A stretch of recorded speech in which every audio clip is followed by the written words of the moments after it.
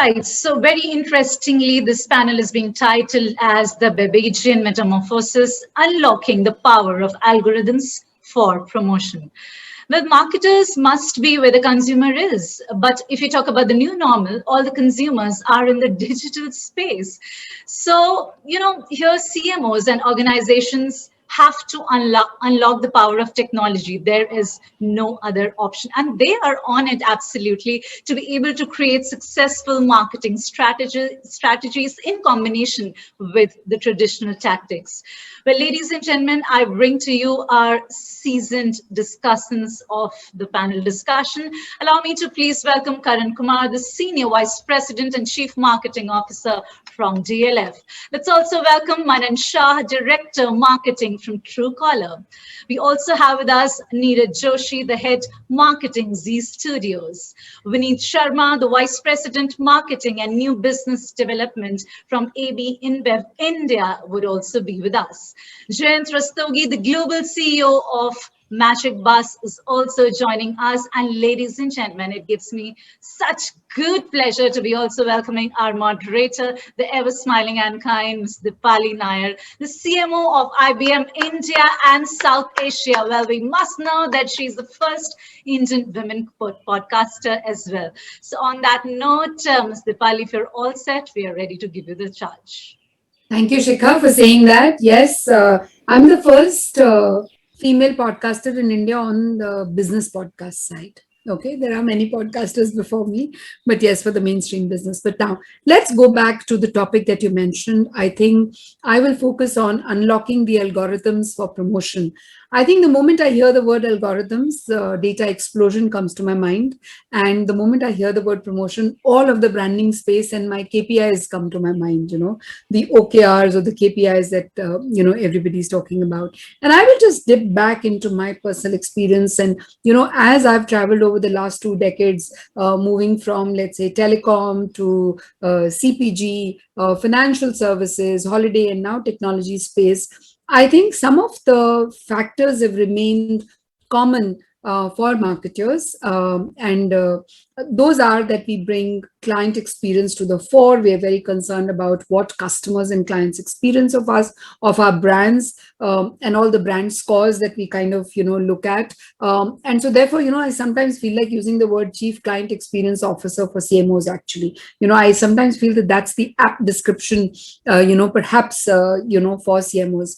But I think where the world has changed substantially for us is, going back a decade ago, when we used to say that, listen, some part of our, marketing and advertising money is not working and we don't know where that is, to today, when you can actually track on the performance marketing side every single dollar that you're investing, whether it is for development of business, getting leads, doing cross-sell, upsell. This whole new genre of marketing that has come into play thanks to digital marketing, thanks to the marketing technology stack that we have available, thanks to the explosion of internet per se, where the customers now have completely different avenues of searching, making their decisions to buy product and brands, and then actually closing the sale. I think the world's changed completely for that aspect of marketing. A lot more marketers today are responsible for business delivery, therefore, whether directly or indirectly, right? And I think that's the change that, we should talk about when we use the word metamorphosis. That's what comes to my mind. And with that, I'm going to first talk to Karan and Manan, because both of them, just like me, have, traveled many different industries. And Manan, you, because you were in advertising before, so you've obviously gone through the grind of working with very different, categories of brands. So to Karan first, I want you, Karan, to tell us, what has been your experience of this whole evolution where the marketing KPIs themselves have changed, and, what has got added over the years? I mentioned a few, and what has become less important, Karan? I think thanks, Deepali, and thank you everyone for having me as part of this panel.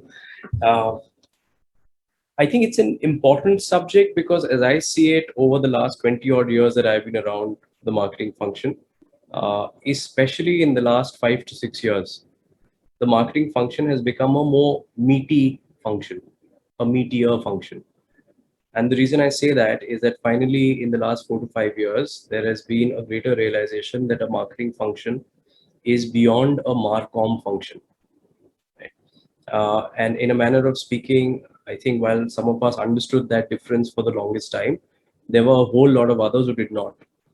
And if anything, what the last couple of years have done, even within the last 5 years, the last couple of years have done, is they've brought in a very specific focus on impact of marketing interventions, on cash flows, on revenue generation, on margin expansion, and then so on and so forth. So it's while certain other aspects of marketing in terms of obviously brand recall, brand equity, the communication that goes, and multi-platform, multimedia, multi-ecosystem communication that goes with it have been a par for the course. uh, Digital ecosystems and non-digital, more traditional ecosystems. I think the emphasis has significantly shifted on the impact of interventions. How strongly can those be evaluated? How clearly, transparently can those be evaluated? And how clearly can you evaluate their impact on cash flows? uh, Holds true for the real estate business that I represent or the industry that I represent, but definitely also holds true equally for retail, which is where I came from. I did about 3 years of Fab India, heading their marketing, immediately before joining DLF. And I dare say, 16, 17 years before that, when I was part of ITC, where again I worked across retail and various consumer products, food products, packaged food products. Everywhere I see, and I have this conversation with my colleagues, I think the measurement of impact has become a stronger conversation piece amongst the marketing fraternity, which, if you ask me personally, I think is the best thing that's happened to marketing. Yes. Because I remember being a part of many conversations, till about 3, 4 years ago, where marketing was increasingly being seen more of fluff and communication and not on impact metrics. Yes. So, if anything, I think the last couple of years specifically have kind of catapulted that transition, uh, and in my headspace, to a much better and a much mightier space. It's my observation too. I think in financial services, the linkage to cross sell, upsell, where you're directly responsible for revenues for the marketing team, and you use the right term, that this is an evolution of the domain from just being seen as a Marcom function, and I think that's come home. To a lot of people, and I am going to ask Jayant also about it. He's a CEO on the other side. But before that, Manan, is that your observation also? And specifically, do you want to add anything in terms of what Karan has said? Yeah, I think I completely agree with what Karan said, and I've sort of made that transition from being from the advertising fraternity where we are only concerned about creativity and not really concerned about whether it has sort of resulted in any impact. But then that the transition has happened where we've seen campaigns that are not just great to watch, but also have created a real world on ground impact. uh, to where today we stand, especially in a company like ours, where for us, consumer acquisition or consumer retention is not a problem, but passive is the enemy for us, where people have the app and they have it passively, but they're not really engaging with it, really exploring its full potential. So I think that's where I've seen that evolution of KPIs happening from those days of where when I used to work in advertising agencies, where on telecom brands, the KPI was how many recharges did we sell this year and what is the ARPU of the customer. To today, looking at how much time does the customer actually engage with the brand, and specifically with the app on their phone. Everything has moved from the real world to being on that small 6-inch device that you have in your hand. So I think and it's also led to a lot of measurability, right? So that's also really helped us as marketeers to make more sound decisions.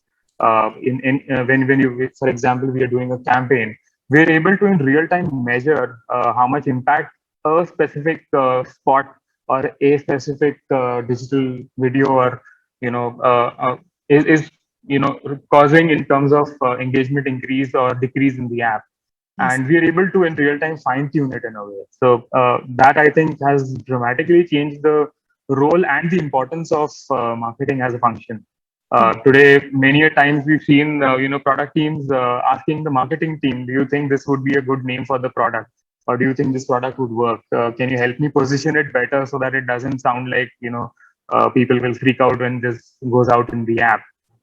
That's the transition we've seen, and I think that just makes adds to the point what Karan said, that it's become a more meatier, more important function with the evolution of the way marketing has been seen as.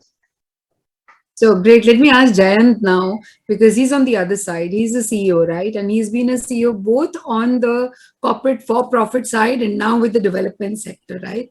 Jayant, have you seen, therefore, your expectations change over a period of time?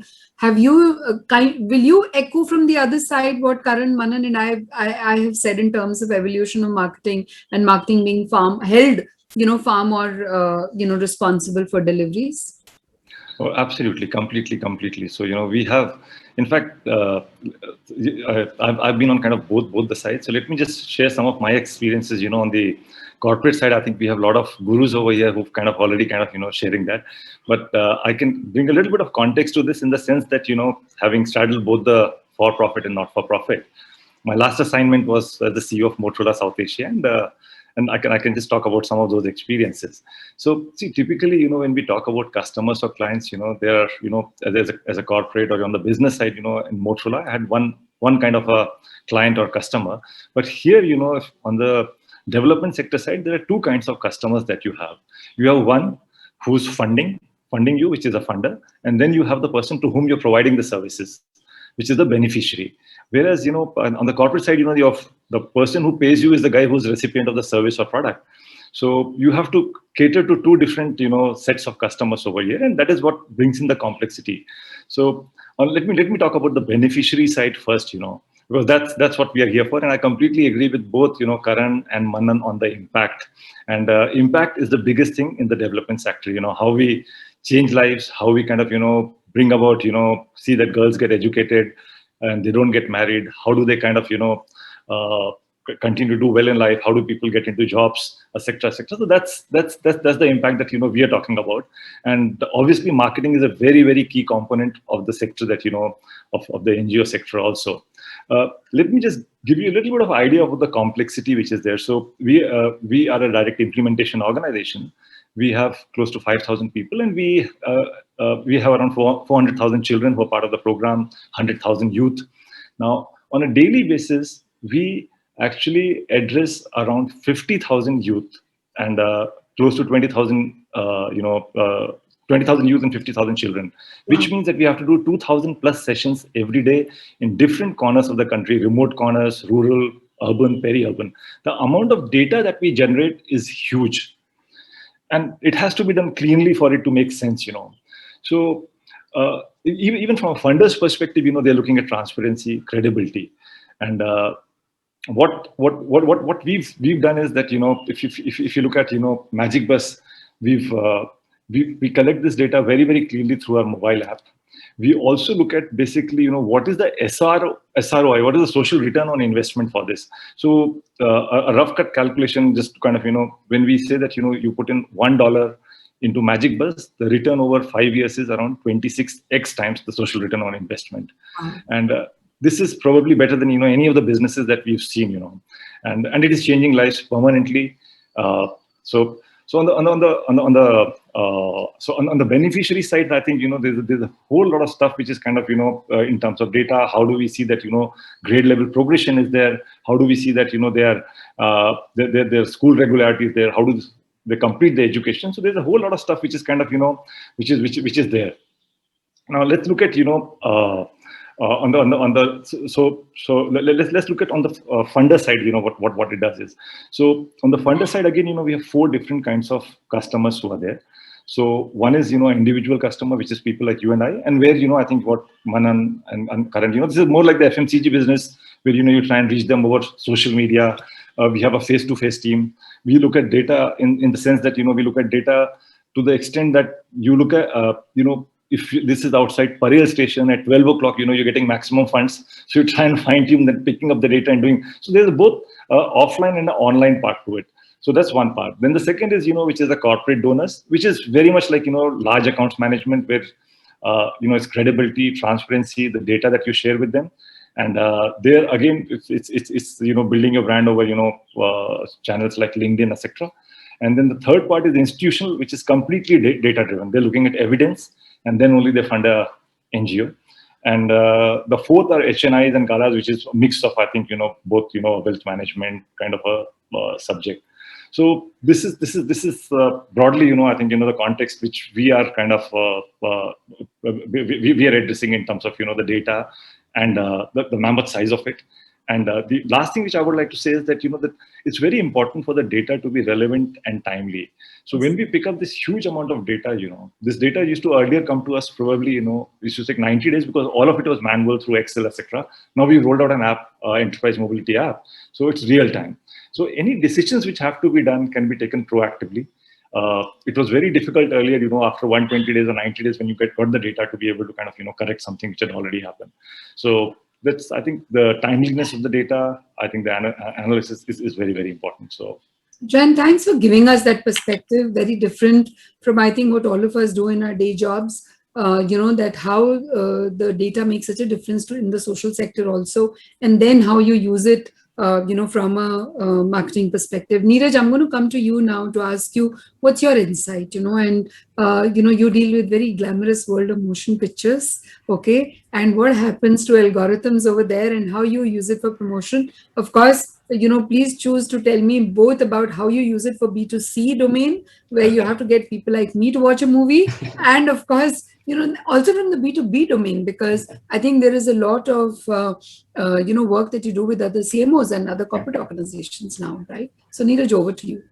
So the film business always straddles two paths, right? I mean, as Karan rightly said, it's become meteor as we have gone ahead.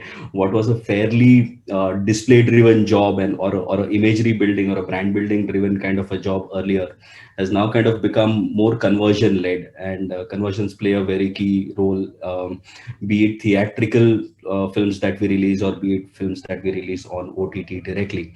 And in both the places, data plays a very important and significant role.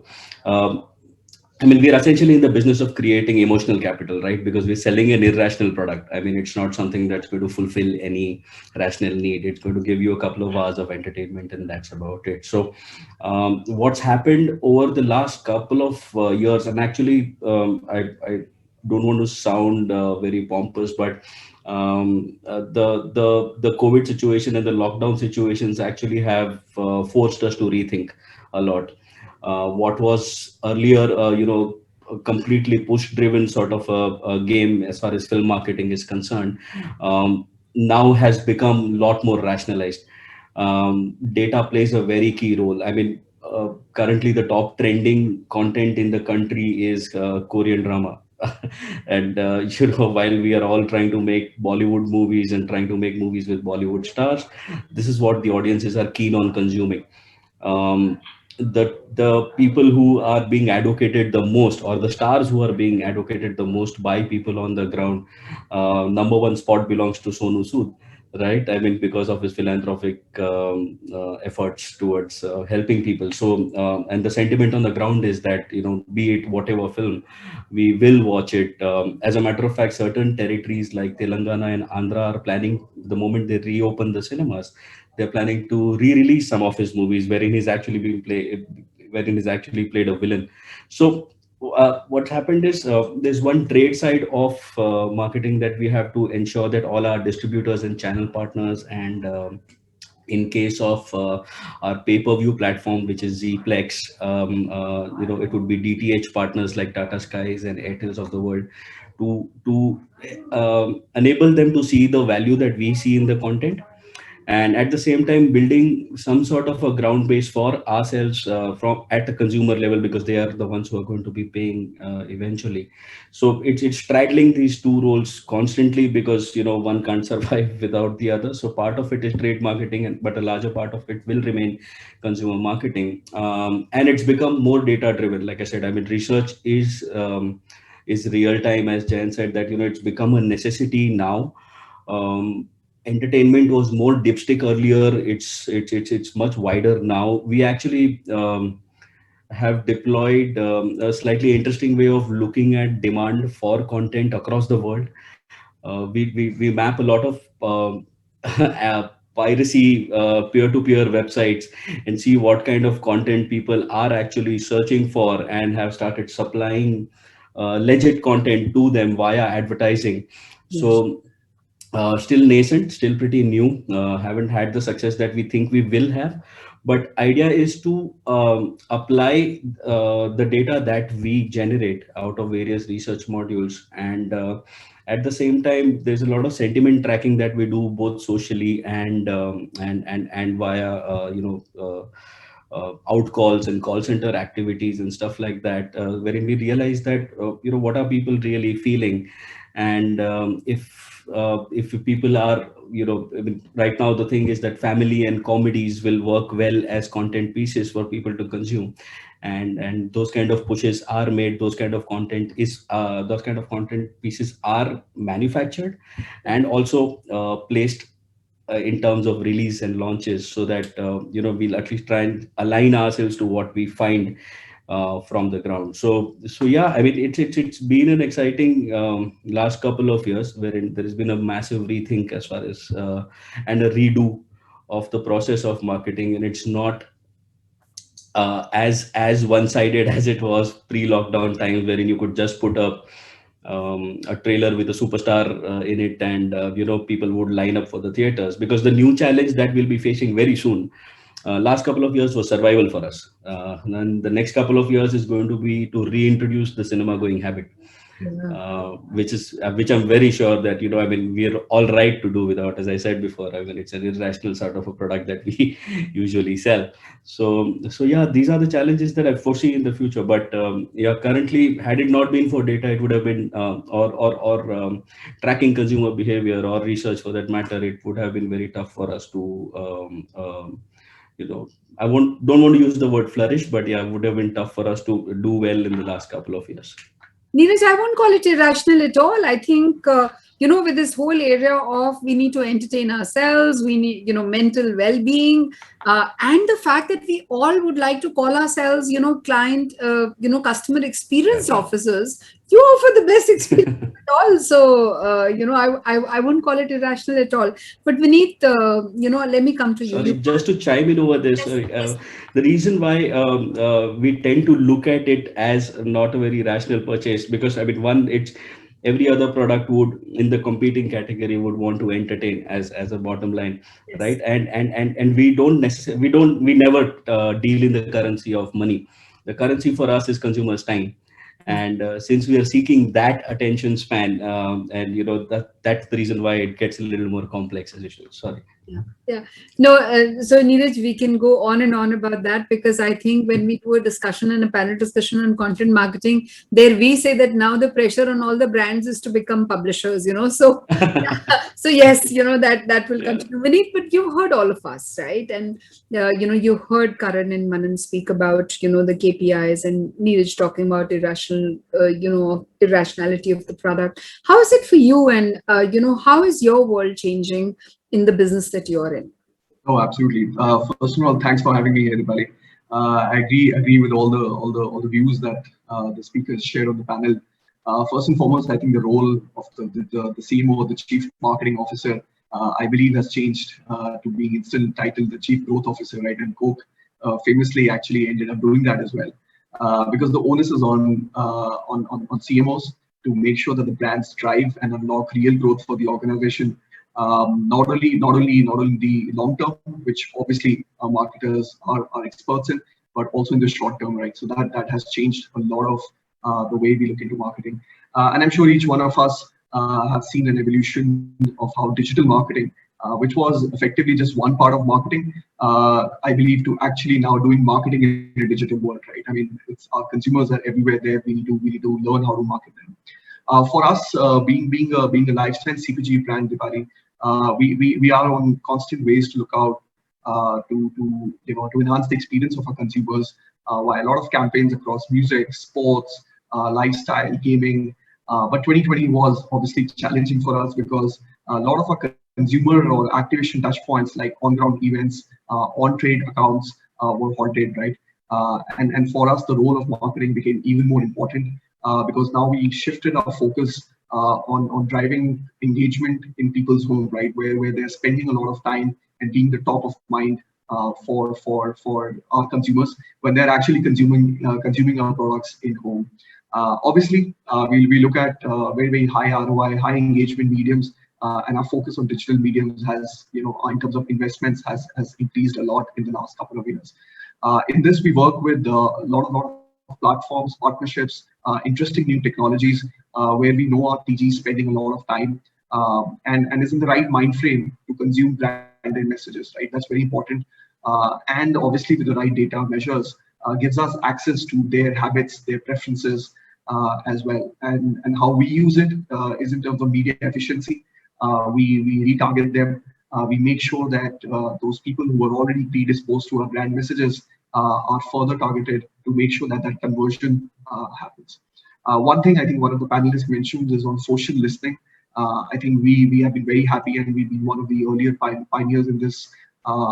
Thanks to a lot of our global leverage.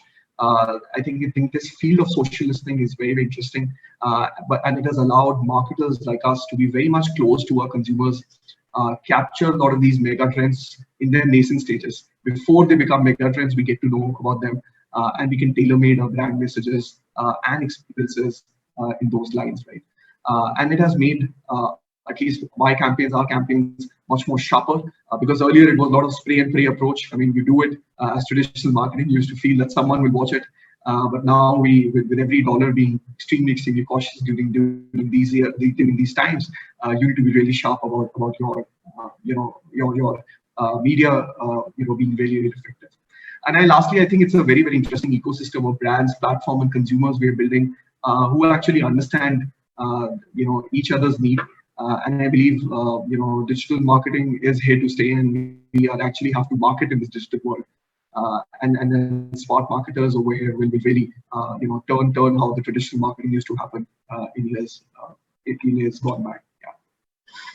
I think one of the common threads that I noticed amongst all the conversations when Jayant spoke about how quickly the data comes to us, and when you spoke about, Vineet, how you were early spotting trends, and I think the other conversation on real-time, marketing. I think one of the common threads is that data is coming at us fast. We are all very nimble, therefore, to react to that data, taking decisions, which will provide greater efficiency to the marketing dollars that we are investing in. And what I want to do now is I want to specifically go to some of you, because some very interesting things you guys are doing in your business, where the algorithms are, coming of great use. And Manan, I want you to talk about personalization, because I think from a Truecaller perspective, that's a one thing, that comes to my mind.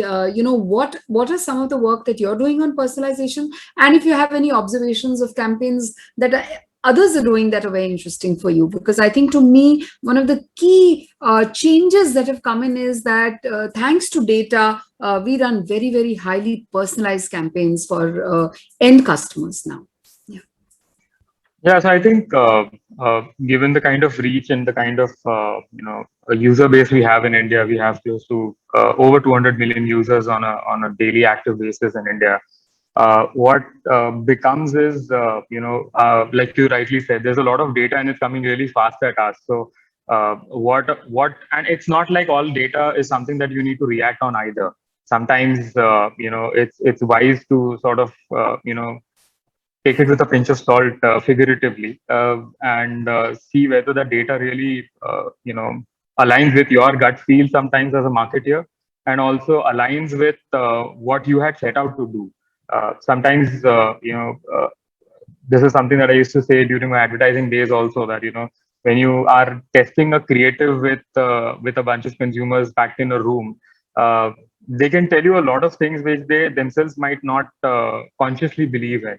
So I think what we've been doing is when data hits us, it's important to look at what data is relevant, what makes sense, and then use that to personalize it. What we've been experimenting a lot is specifically with CRM. With the kind of platform that we have, CRM is actually playing a huge role. A lot of people used to, say that India is a country where people don't like to pay for apps that are already available for free. Actually, we've broken that understanding that people have had. I mean, today we've crossed more than 1.6 million paid subscribers, and that's not a joke. For an app like ours, which is a utility, people are willing to pay for it for features that are actually going to help them get better spam blocking or get more out of Truecaller.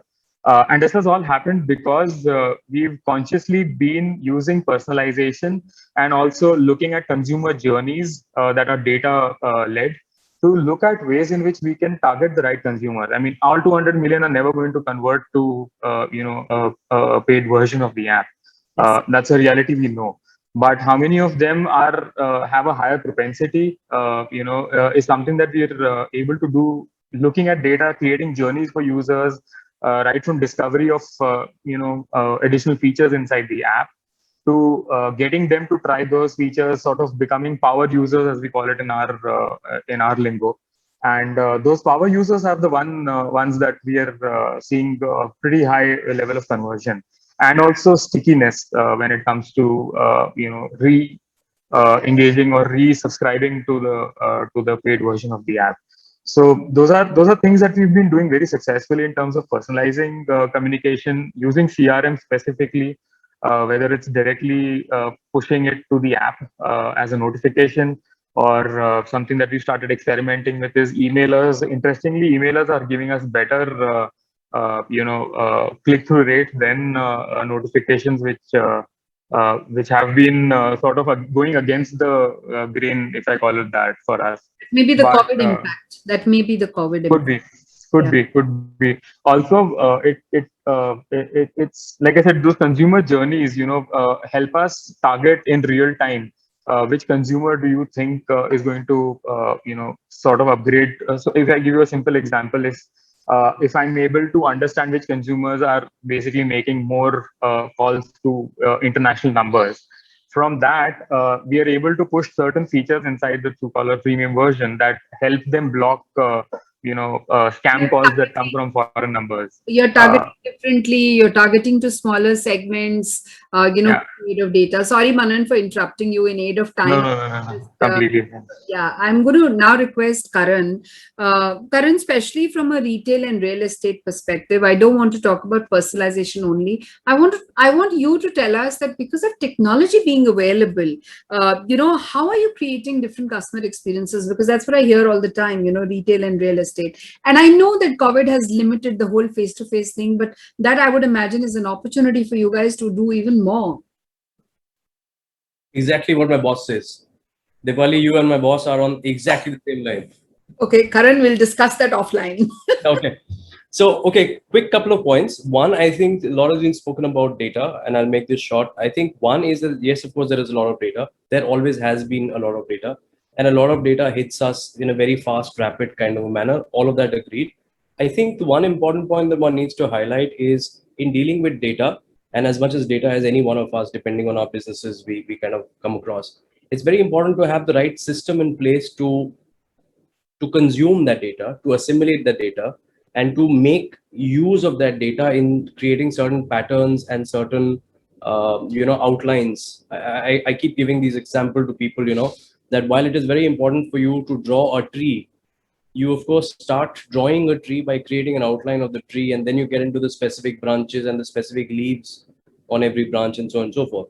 So a whole lot of data coming your way in double quick time, and you not being competent or capable in managing that data and making sense out of the data is a perfect recipe for disaster, because then you would be ticking off multiple boxes and still you would be going absolutely berserk and going wrong, right? So it's as important to look at data in its granularity as important it is to look at data in terms of the overall pattern it seems to be creating or can create, and therefore directionally where it can take you. And there lies the entire difference between personalized communication versus generalized communication, and how personal is personalized communication. Is personalized communication down to a sample size of one, or is personalized communication down to a sample size of 20 people and sets of 20 people wanting similar kind of information, and you creating a certain response system, response mechanism that goes out to 20 at one point, another 20 at another point, so I'm saying 20 is not a sacrosanct number. That's just a number I'm using to kind of illustrate my point. So data, yes, but I think your ability to not, okay, so that's one. How do you have the systems to process the data? The other is that there is a lot of data that comes to us, and everybody's spoken about, is a lot of what data. What, WHAT, what data.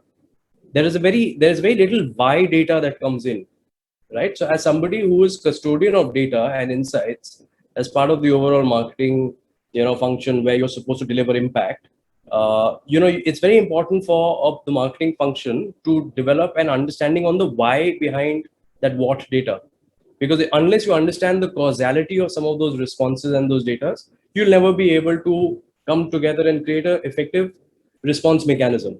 Otherwise you'll just get into a lot of data and you'll drown in the sea of that data without necessarily knowing how to kind of not push back is the wrong word, but how to kind of proactively utilize that data to actually give an effective marketing solution or a business journey solution, right? I remember in Fab India, we used to do a survey of almost 1,000 people a day, 1,000 people a month, right? That was a lot of data on experience, on journeys, on what they liked, what they didn't like, products, clothes, shopping experience, the physical retail, the physical infrastructure, the lights, the air conditioning. If you don't have the mechanisms to kind of process that and thereafter to find out larger patterns and try and rectify, all of that data is a wasted effort. You're just ticking off a box in somebody's KRA sheet, and it really actually means nothing, right? So I'm not trying to sound cynical here. I'm just saying that that's the reality. How you need to figure out data and what to do with that data, and to find the why behind that data. Yeah. Now, insofar as the other part is concerned, and again, a couple of quick points on that. Of course, physical distancing. I don't like the word social distancing. I've never been a believer of that word, social distancing. I think what the intention is to create physical distances amongst people, whereas socially you connect them as much as possible, right? So physical distancing obviously creates a whole lot of challenges for both internal as well as external teams across all workforces, across all sectors. As real estate or as retail, you're always used to meeting a person one-on-one, shaking hands, making eye contact, making them touch and feel things, making them touch and feel even the building, the apartment that you wanted to buy, making them stand in the middle of the balcony and see where the vastu is coming in, where the airflow is coming in, how airy the apartment is, what is, lighting, sunlight, so on and so forth. All of that now needs to be an experience that you need to deliver as best as possible through physically distant, but in a digitally connected or a digitally immersive manner. Right. So you need to create those solutions. All of those solutions don't necessarily exist. Yes, a walkthrough film was always, available as part of the standard traditional renders that you did. But can you really make that walkthrough film less animated and more real? Can you actually have your own people giving real-time walkthroughs, with mechanisms strapped onto them while they are speaking to you, and a GoPro, strapped onto their head, for example? Those are the kind of things that you need to think, and you need to think in real time on your feet. Yeah. Nobody's gonna come and give you a solution. Nobody's gonna, you need to be proactive about these things. You need to be experimenting about these things, and yes, you'll fail at some of them, but in most of them you won't fail if you've got your basics in place. So I think that's one where digital and technology plays a very important role. The other is, and I must emphasize this, Deepali, only 30 seconds. The last one, we've only got 5 minutes. 30 seconds, I must emphasize this, is the role of training your internal employees and sales teams into this reality as well. So right. It's not only the consumer, your employees were also trained to sell in a certain manner, where I would sit across a table with Jayant, offer him a cup of tea or coffee, look in his eyes, shake his hands and move him around. Now suddenly you're telling me that as a guy who used to do sales for the last 30 years, this competence set is absolutely pointless and irrelevant now. So And you have now to- I still need to sell, and I need to reskill myself and figure out another way of selling to Jayant something which costs him 5 crore rupees. yeah, Right? So there is a whole lot of training that needs to go on that other level as well, not just your B2C, but also your business to employee level, if that was to be a term. Okay, good. We've got 4 minutes. So, Neeraj, I want to come to you first. Any insights from the comments that have been made as to how you guys take creative leaps on the basis of data? If there's any example, quick 1 minute, comment from you. I think I cited an example a little earlier, wherein what we were trying to map is the sentiment and the mood of audiences across, and the kind of content people would like to watch, whether it and largely at home, because there are two parallel developmental tasks that we have. One is to get people back to theaters when they open nationwide, and two, also continue content consumption via the OTT that we offer. So. Sonu Sood will be one of the targets that we have, and as Karan rightly said, it's what to do with the data. I mean, he's popular, he's liked, Yeah. but what do you do with him? So we're trying to create content which is curated to the sentiment that he's generated over the last 1 year, and hopefully it works as an entertainment piece. So that would be one of the examples that I'd want to cite at this point in time, and just Okay, Jan, quickly to you, donations as a category, has the pitch of communication now become more data-led? Oh, absolutely, Deepali. So I told you that there are four. Any funder would have typically 2 to 4 different streams of or diversified forms of funding. So when we look at the individual funding, it's very, very kind of again data driven in terms of the lifetime value of a customer, the acquisition cost. How do you kind of keep that low? And again remarketing, and so we keep looking at the customers who've kind of given us donations, and then we see what is common. And let me share one thing. If you see that there's a person on Facebook, he's an Aquarian and he's put his date of birth, there's a 60% chance that you'll get the donation from him. Wow. So it's that level of finesse, and what time you release the ads, what time do you kind of put your content out so that maximum people see it. 6 o'clock Instagram on a weekend, good time, you'll get maximum. So it's that level, but I think that's a different. But I just want to pick up on this data part of it, I think which Karan kind of alluded to. So when COVID happened, we do all our programs physically. Now the question was, how do we kind of reach out? Because there is team which is there, people who've lost their livelihoods, and how much you heard about that migration, people not being able to kind of provide 70%, 50% people losing jobs. So we were able to do a quick survey, and we found that many of our 70% of our youth had actually mobile phones. So we could quickly move virtual. We could deliver the sessions, and we could continue putting them in jobs when they actually wanted the money to sustain their families and the livelihood. So again, I think I would just say this, that data is the force behind social change, and I think it will continue to be very important. Vineet, last word from you. I know COVID has had a huge impact on your business, so how have your marketing plans got disrupted? Anything you want to say on data and tech? No, I'll say very, very quick in the interest of time, Deepali. I think obviously COVID, I mentioned earlier as well, alcohol industry had a decline in terms of there was a huge focus on out of home consumption, which went down. But how we reacted towards it, I'm very proud about what we did. We have an internalized creative and data agency in-house. We call it Dropline, and the motto is very clear: it's called data-led creativity. And since the time of inception of this agency, we have used data extensively to create a lot of meaningful communication and understand the pulse of the consumers real time. Not only this, the media buying and everything also happens via this agency. So we make sure that we take in-flight decision on our campaigns, do this consumer sentiment analysis quickly, and the social listening aspect coming up again, making sure that we're serving the right message to the right consumers. We had to pivot very, very quickly from our traditional campaigns to marketing in this world, and I think data is we are a big believer. First-party data, I think, will be the key. Now Google coming and saying cookies are no longer existing in the world, then I think the onus on the first-party data is extremely high. So we are thinking about it, and we are pivoting our campaigns based on that. Yeah, I'm going to quickly summarize in saying data is changing our lives, and it's changing our lives quickly. Every quarter, every 6 months are different. And I think COVID has just, completely made us pivot how we look at data and algorithms. So yes, it's a constant metamorphosis that we are looking at. I have a lot to say too, and I'm available on Twitter and LinkedIn. To the audience, please feel free to reach out. I spell my surname Naair with a double A, so I should be easily able to be found on the internet, and so are many of my panelists. They're quite prolific there, so please find them and continue the conversation there. Back to you, Shikha. Thank you very much for those immersive conversations. And Deepali, thank you to you for extracting it out so amiably for all of us.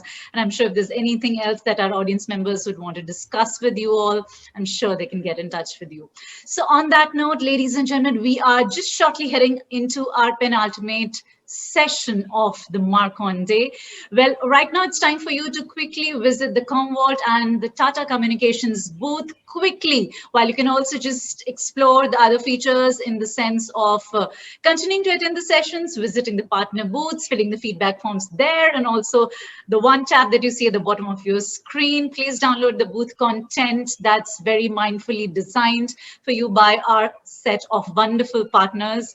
Please click at the photo booth, keep it buzzing at the social media using our official hashtag, which is hashtag ETDataCon. We're talking about the other functionalities, just in case if you haven't touched those. You can add resources to your briefcase. The digital certificates is a recognition for you, so make sure you download that.